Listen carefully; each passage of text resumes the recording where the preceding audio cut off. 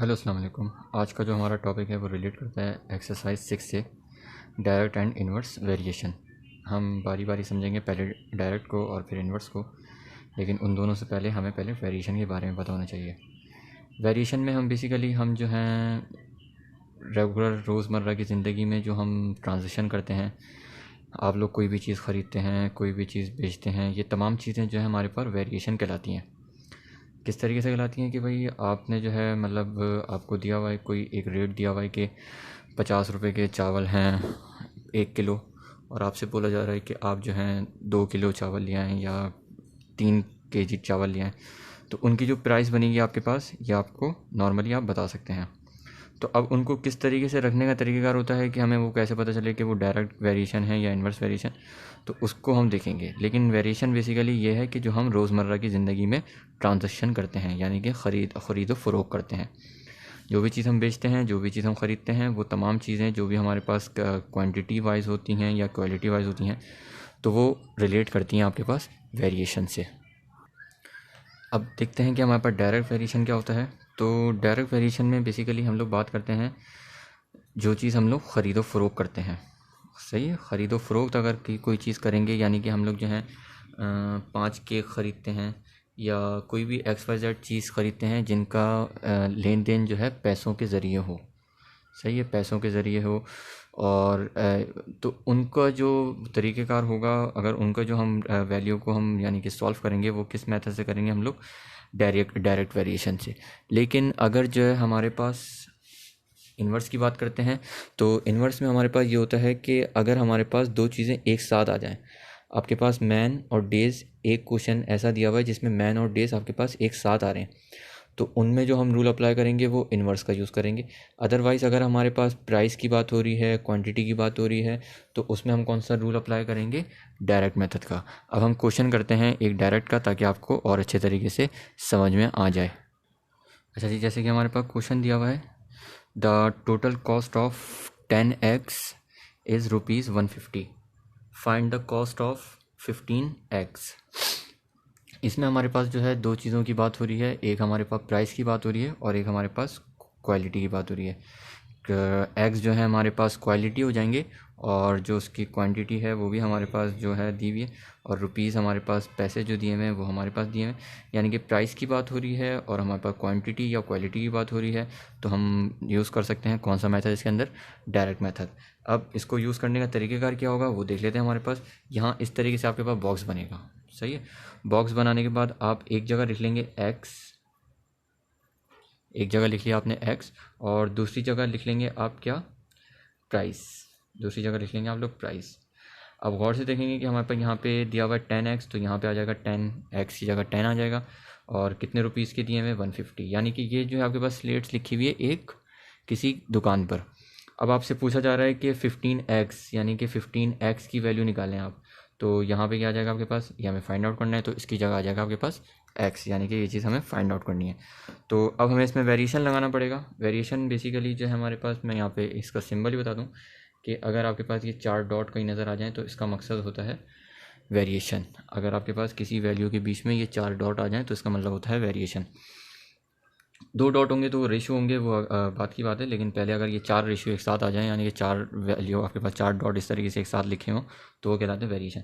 अब यहाँ पे हमारे पास दिया हुआ है 10 और 15, तो लिखेंगे हम 10/15, और फिर हम वेरिएशन का सिंबल लगाएंगे। वेरिएशन का सिंबल लगाने के बाद हम लिखेंगे 1, यानी कि पहले लिखेंगे हम 10/15, फिर हम लगाएंगे वेरिएशन, और फिर हम लिखेंगे 150/x। इसके बाद जो है हमारे पास ये हो जाएगा 10/15 इज़ इक्वल टू 150/x। याद रखिएगा, रेशियो का मतलब होता है डिवाइड, यानी कि रेशियो अगर हम हटाएंगे तो इसकी जगह लगा देंगे डिवाइड। और प्रोपोर्शन यानी कि वेरिएशन, प्रोपोर्शन का सिंबल है ये, प्रोपोर्शन की जगह आ जाएगा इज़ इक्वल टू, फिर हम लिखेंगे 150 और रेशियो की जगह अपॉन x। उसके बाद जो है क्रॉस मल्टीप्लिकेशन, 10 मल्टीप्लाई होगा x से और 15 मल्टीप्लाई होगा आपका 50 से। तो हमने लिखा 10 into x is equal to 150 multiply by 15। उसके बाद देखें 10 आपके पास यहाँ मल्टीप्लाई हो रहा है, जब उस इक्वल टू को उस तरफ लेके जाएंगे तो वो हो जाएगा डिवाइड। 150 multiply by 15 upon 10। उसके बाद एक ज़ीरो से एक ज़ीरो क्या हो जाएगा आपके पास, कट हो जाएगा, और x इज़ इक्वल टू 15 को 15 से हमें मल्टीप्लाई करना पड़ेगा। 15 को 15 से मल्टीप्लाई करेंगे तो हमारे पास आंसर आ जाएगा 225। तो यानी कि जो हमारे पास प्राइस आएगी 15x की वो कितनी आएगी, 225। ये तो हो गया हमारे पास डायरेक्ट।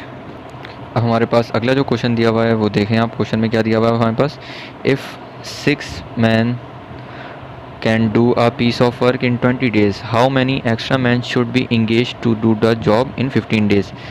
कि अगर 6 आदमी कोई काम कर रहे हैं, पीस ऑफ वर्क कर रहे हैं 20 डेज़ में, यानी कि 20 दिन में, कितने और बंदों की ज़रूरत होगी, कितने और मैन की ज़रूरत होगी अगर वही काम हमें 15 दिन में करना हो, यानी कि 5 दिन पहले करना हो। तो जाहिर सी बात है जब हम जो है डेज़ कम कर रहे हैं तो हमें मैन को क्या करना पड़ेगा, इंक्रीज़ करना पड़ेगा। तो अब ये इस क्वेश्चन में आपके पास देखें मैन और डेज़ एक साथ आ रहे हैं। तो मैंने आपको पहले ही बताया था कि मैन और डेज़ एक साथ आएंगे तो वो कौन सा यूज़ होता है हमारे पास, इन्वर्स मेथड इसके अंदर यूज़ होगा। किस तरीके से होगा वो देखते हैं अब हम। सबसे पहले हमें वही बॉक्स बनाना पड़ेगा। बॉक्स हम बना चुके हैं। एक जगह आपके पास जो है मैन आ जाएंगे कि कितने मैन हैं, और एक जगह हमारे पास डेज़ आ जाएंगे। तो हमारे पास 6 मैन्स हैं, कितने दिन में काम कर रहे हैं वो 20 दिन में काम कर रहे हैं।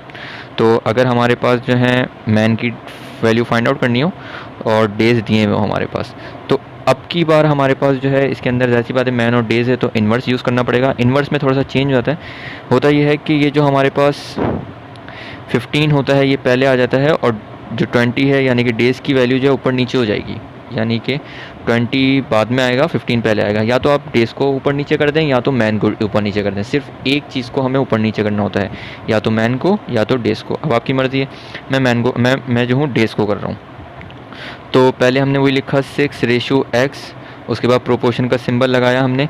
अब की बार हम क्या लिखेंगे, पहले 15 लिखेंगे, फिर रेशो 20। मैंने आपको भी बताया कि ऊपर नीचे हो जाएगा।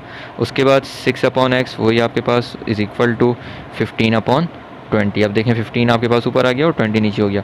उसके बाद वही क्रॉस मल्टीप्लिकेशन, x मल्टीप्लाई होगा आपके पास किससे, x into 15 is equal to और 6 इंटू 20। उसके बाद जो है 15 में आ जाएगी, क्या हो जाएगा आपके पास, डिवाइड हो जाएगा 6 इंटू 20/15। 15 और 20 एक ही टेबल में आ रहे हैं, 5 के टेबल में। 5 3 15, 5 4 20। उसके बाद 3 और 6 भी आ रहे हैं टेबल में, 3 1 6, 3 2 6।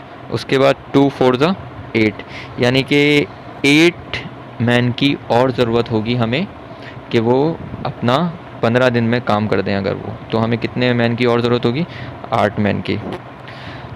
8 मैन। तो टोटल मैन आ गए हमारे पास, 6 दिए हुए थे यहाँ पे हमारे पास। तो अगर हम जो हैं इसमें से 8 में से 6 को माइनस कर दें तो हमारे पास बचेंगे 2 मैन, यानी कि 2 मैन और हमें एक्स्ट्रा चाहिए होंगे उस काम को कंप्लीट करने के लिए, जो कि 15 दिन में करना है अगर हमें 20 दिन का काम। Thank you.